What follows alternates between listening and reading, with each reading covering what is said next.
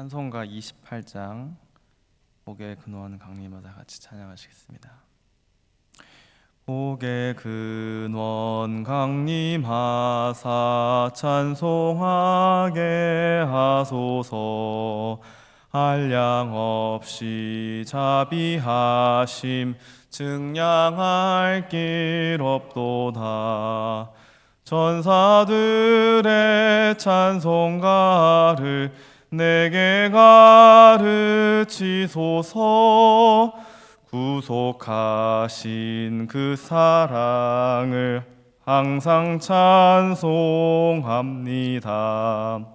주의 크신 도움 받아 이때까지 왔으니 이와 같이 천국에도 이르기를 바라네.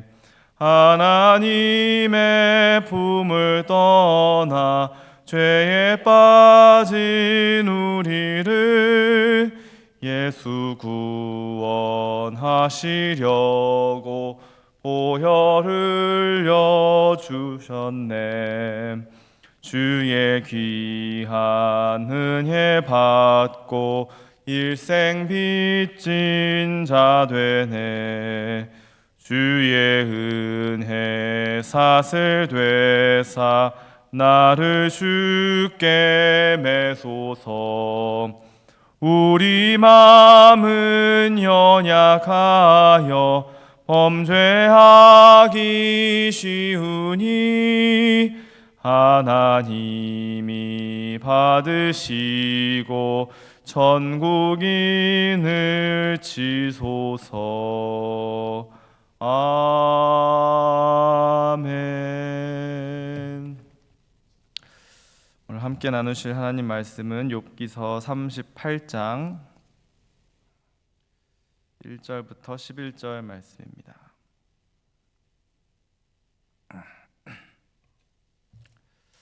욥기 38장 1절부터 11절까지 제가 한 목소리로 봉독하겠습니다.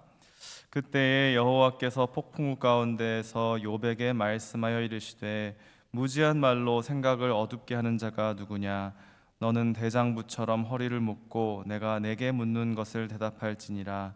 내가 땅에 기초를 놓을 때에 내가 어디 있었느냐.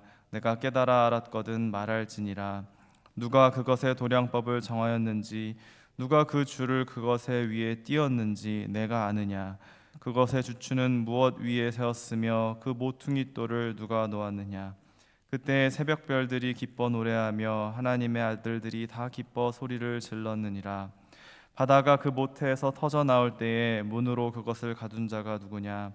그때 내가 구름으로 그 옷을 만들고 흑암으로 그 강보를 만들고 한계를 정하여 문빗장을 비시르고 이르기를 내가 여기까지 오고 더 넘어가지 못하리니 내 높은 파도가 여기서 그칠지니라 하였노라. 아멘. 어제 우리는 욥기 19장에서 욥이 중보자를 의지하는 가운데 하나님을 만나길 사모하는 마음을 살펴보았습니다. 그가 너무 극심한 고난 가운데 심지어 죽는다 할지라도 그 죽음 너머에서 하나님을 만나 배우리라는 간절한 소망을 엿볼 수 있었죠. 그래서 우리는 욥기에서도 부활의 소망을 발견할 수 있는 것입니다. 또한 욥이 받는 고난에 대해서 세 친구들이 욥에게 숨겨진 죄가 있을 것이다 라고 정죄한 것도 잘못된 해석이지만 욥 역시 자신이 죄 없이 고난을 받고 있기 때문에 하나님이 자신을 싫어하고 미워한다라는 그렇게 판단한 것이 역시 잘못된 반응임을 확인했습니다. 이제 이러한 친구들과 욥의 논쟁이 세 번의 사이클로 반복이 되고 욥의 자기 변호는 31장에서 끝납니다. 욥이 자신의 무죄함을 완강하게 주장하자 세 친구는 더 이상 말을 잇지 못합니다. 그리고 잠자코 있었던 엘리후가 등장합니다. 32장 1절에서 3절 말씀입니다. 욥이 자신을 의인으로 여김으로 그 세 사람이 말을 그치니 람 종족 부스 사람 바라겔의 아들 엘리후가 화를 내니 그가 욥에게 화를 내면 욥이 하나님보다 자기를 의롭다 하며 또 세 친구에게 화를 내면 그들이 능히 대답하지 못하면서도 욥을 정죄함이라.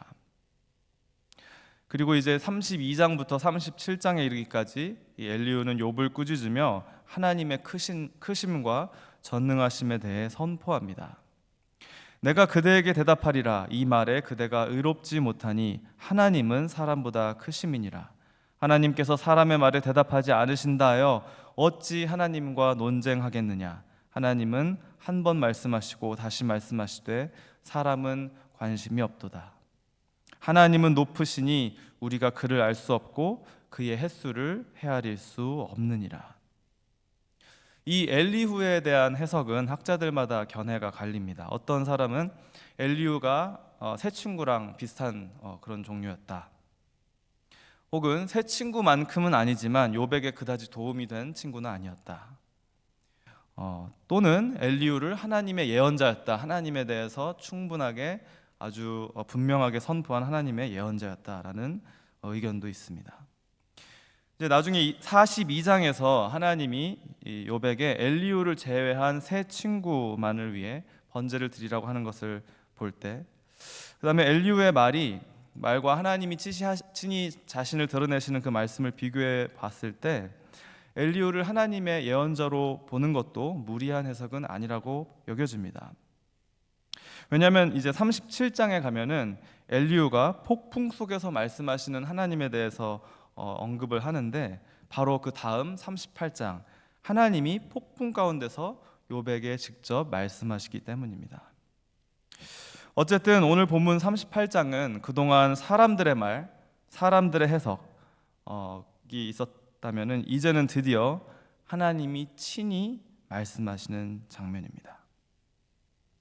욥이 그동안 얼마나 친구들과 논쟁했는지, 그 기간이 얼마였는지는 우리가 알 수 없습니다. 그러므로 그가 얼마 동안 고난을 당했는지도 짐작하기가 쉽지 않습니다. 그동안 욥은 나를 외면하시는 하나님을 만나고 싶다라고 울부짖었죠. 하나님이 나를 진흙 가운데 던지셨고 나를 티끌과 재 같게 하셨구나. 내가 주께 부르짖으나 주께서 대답하지 아니하시오며 내가 섰사오나 주께서 나를 돌아보지 아니하시나이다. 그런데 이제 하나님이 등장하셨습니다. 하나님 등판하셨습니다. 욥에게 이제 직접 말씀하십니다. 드디어 그렇게 만나길 원하는 하나님을 만난 것이죠. 이제 욥과 세 친구들 사이에 이 논쟁의 승자가 결정되는 순간입니다. 그런데 욥과 세 친구 모두 그들이 원하는 대답을 듣지 못합니다. 하나님은 그 둘 다 틀렸다고 말씀하시는 것이죠. 무엇보다도 하나님은 욥을 대면하여 직접 말씀하시면서 주님의 위엄과 권위와 창조주 되심을 드러내십니다. 오늘 본문에서 가장 중요한 부분은 1절이라고 생각합니다. 우리 1절 말씀 다시 한번 같이 읽어보겠습니다. 그때에 여호와께서 폭풍우 가운데에서 욥에게 말씀하여 이르시되. 그동안 욥과 세 친구들 그리고 엘리후까지 하나님을 가리켜 여호와라고 한 적이 없었습니다. 지금 이 여호와라는 하나님의 이름은 1장과 2장 이후로 38장에 처음 등장합니다. 여호와는 언약의 하나님의 이름을 나타냅니다. 어제도 오늘도 내일도 동일하신 영원하신 하나님의 이름입니다. I am who I am. 아브라함과 이삭과 야곱의 하나님, 약속의 하나님이 친히 찾아와 욥에게 말씀하시는 것이죠. 여호와 하나님은 욥에게 이렇게 도전하십니다. 대장부처럼 허리를 묶고 내가 묻는 말에 대답하라. 이제 나랑 단판을 짓자. 그런데 여러분, 하나님을 대면하여 만나는 이 만남 자체가 은혜입니다. 왜냐하면 하나님은 심판의 하나님이 아니라 언약의 하나님, 사랑의 하나님으로 욥에게 다가오셨기 때문입니다. 폭풍우 속에서 말씀하시는 하나님은 시내산에서 모세와 이스라엘 백성들에게 언약을 주신 그 하나님이 생각나게 합니다. 셋째 날 아침에 우레와 번개와 빽빽한 구름이 산 위에 있고 나팔 소리가 매우 크게 들리니 진중에 있는 모든 백성이 다 떨더라. 모세가 하나님을 맞으려고 백성을 거느리고 진에서 나오매 그들이 산기슭에 서 있는데 시내산의 연기가 자욱하니 여호와께서 불 가운데서 거기 강림하심이라. 그 연기가 옹기가마 연기같이 떠오르고 온 산이 크게 진동하며 나팔 소리가 점점 커질 때 모세가 말한즉 하나님이 음성으로 대답하시더라. 고난 가운데 낙심하고 있는 욥, 하나님의 사랑에 대해 의심하고 있는 욥, 하나님의 그 신실하신 언약에 대해 의심하고 있는 그 욥에게 하나님은 다시 한번 자신이 언약의 하나님이심을 보여주십니다. 너 내가 정말 누군지 모르느냐? 나는 천지를 창조한 전능자 하나님이다. 피조물을 다스리고 생명을 주관하는 하나님이다. 그리고 그 전능자가 이 땅에 내려와 친히 너와 언약을 맺은 것이다. 내 이름으로 맺은 그 언약을, 그 약속을 내가 어떻게 잊겠느냐? 그런데 여기서 주의 깊게 봐야 될 부분은 하나님은 그동안 욥이 고민하고 씨름했던 그 공의 혹은 정의에 대한 언급보다는 하나님 자신이 창조주이심을 계속해서 말씀하십니다. 오늘날 우리의 관심사는 공정입니다. 공정, fairness. 이 fairness가 중요한 가치가 된 사회를 우리가 살아가고 있습니다. 물론 너무나도 소중하고 좋은 가치입니다. 우리는 공정과 공의를 추구해야 합니다. 그런데 사실 하나님과 사람 사이의 언약 관계 자체가 공정하다고 볼 수 없습니다. 여러분, 만일 여러분이 집안에 기어다니는 개미와 계약을 맺었다고 상상해 보십시오. 말이 안 되는 계약입니다. 불균형한 계약입니다. 그런데 사실 인간과 개미 사이의 그 차이보다 하나님과 인간 사이의 차이가 더 크지 않겠습니까? 창조주가 피조물과 언약을 맺는다는 것 자체가 하나님 편에서는 매우 불균형한 관계입니다. 하나님께서 자세를 낮춰도 한껏 낮추신 것이죠. 웨스트민스터 신앙고백 제7조 1항은 이러한 하나님과 인간의 관계를 잘 정리했습니다. 하나님과 피조물의 격차는 너무 커서 이성적인 피조물이 그들의 창조자인 하나님께 순종할 의무가 있지만 그들이 결코 그를 만족시켜 축복이나 보상을 받을 수 없고 오로지 하나님 편에서 친히 자신을 낮추심에 의해서만 가능한데 하나님은 그것을 언약의 방식으로 나타내기를 기뻐하셨다. 그러니까 하나님은 이러한 불균형한 차이를 욥에게 다시 한번 상기시키는 것이죠. 내가 땅에 기초를 놓을 때 네가 어디 있었느냐? 그걸 알면 말해봐라. 너는 내가 창조주이고 내가 피조물임을 기억할지어다. 주 안에서 사랑하는 여러분, 전능하신 창조주 하나님이 이 언약 안에서 나의 하나님, 나의 아버지가 되어주시는 줄 믿습니다. 그것이 바로 우리에게 주어진 은혜의 언약입니다. 중보자 그리스도 안에서 우리를 의롭다고 여겨주시고 더 나아가 우리를 자녀로 삼아주시는 그 하나님이 우리를 싫어한다고요? 우리를 미워하신다고요? 절대 그럴 수 없습니다. 그것은 하나님의 성품에 반하는 우리의 잘못된 오해인 것이죠. 욥은 그렇게 하나님을 오해했습니다. 하나님, 도대체 저한테 왜 이러십니까? 제가 도대체 무슨 잘못을 했길래 저에게 이런 고난을 주십니까? 하나님, 저를 아무래도 싫어하시는 것 아닙니까? 제가 하나님께 그렇게 기도하고 간구해도 왜 저를 외면하시나요? 그러나 하나님은 폭풍우 속에서 이렇게 말씀하시는 것이죠. 사랑하는 나의 종 욥아, 들어라. 내가 창조주이다. 내가 이 세상을 만들었고 하늘과 바다와 동물들을 만들었고 너를 친히 지었다. 그리고 내가 너와 언약을 맺었다. 이 언약을 의심하지 말아라. 주 안에서 사랑하는 여러분, 우리가 믿는 하나님은 창조주 하나님, 전능자 하나님, 그리고 우리와 언약을 맺으신 사랑의 하나님입니다. 우리의 삶과 여러 환경과 상황 가운데 분명 의심이 들 수 있습니다. 믿음이 약해져 흔들리고 고난 때문에 의심이 쌓일 때마다 욥처럼 하나님과 더 깊이 씨름하십시오. 하나님, 저를 만나주세요. 저에게 말씀해 주세요 라고 매달리십시오. 그리고 그 기도 끝에서 언약의 하나님을 직접 대면하시기 바랍니다. 그렇게 주님을 만날 때 주님의 사랑을 더 깊이 이해하고 우리도 주님을 더 깊이 사랑하게 될 줄 믿습니다. 기도하시겠습니다. 하나님 아버지, 폭풍우 가운데 욥을 만나 주신 그 언약의 하나님이 또 우리의 하나님 되심을 믿습니다.